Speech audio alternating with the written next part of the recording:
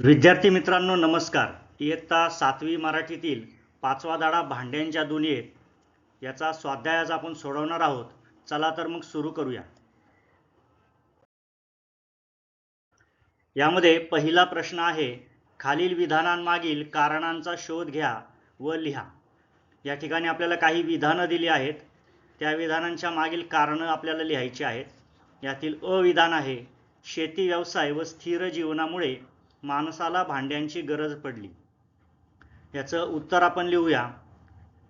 उत्तर, शेती व्यवसाय व स्थिर जीवनामुळे माणसाला अन्न शिजवण्यासाठी व अन्न साठवण्यासाठी भांड्यांची गरज पडली.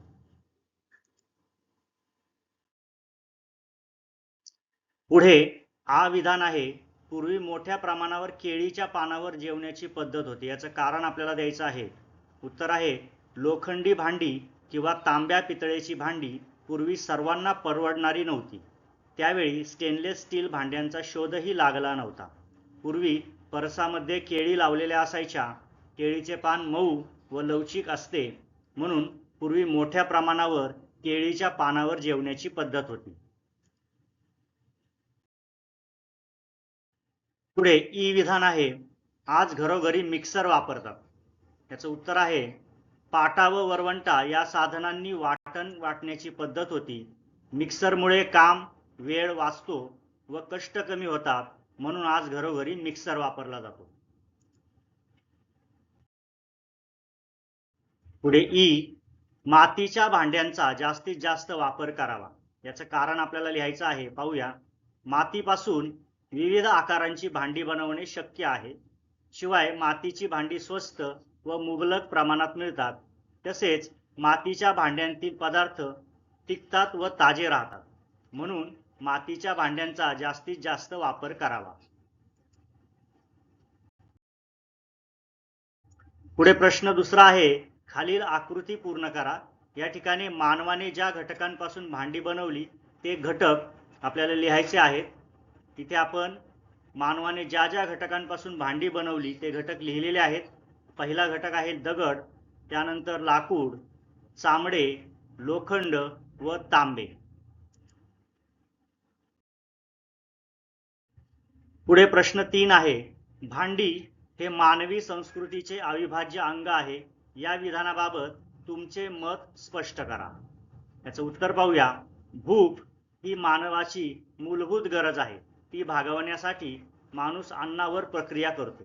अन्न शिजवण्यासाठी व साठवण्यासाठी माणसाला पूर्वापार भांड्यांची गरज निर्माण झाली.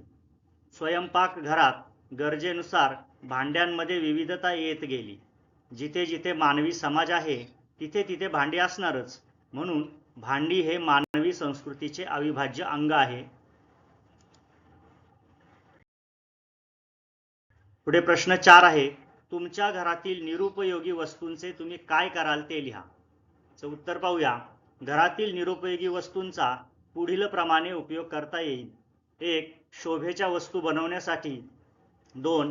रोपांची लागवड करताना कुंडी म्हणून वापरता येईल. आणि 3. टाकाऊपासून टिकाऊ वस्तू बनवण्यासाठी सुद्धा घरातील निरुपयोगी वस्तू आपण वापरू शकतो. पुढे प्रश्न 5वा आहे, 2 उदाहरणे लिहा. या ठिकाणी आपल्याला त्यांनी मुद्दा दिलेला आहे आणि त्याची 2 उदाहरणं आपल्याला द्यायची आहेत. तर पहिलं आहे मातीची भांडी. याच्यामध्ये मडकी व रांजण हे मातीपासून बनवलेले असतात.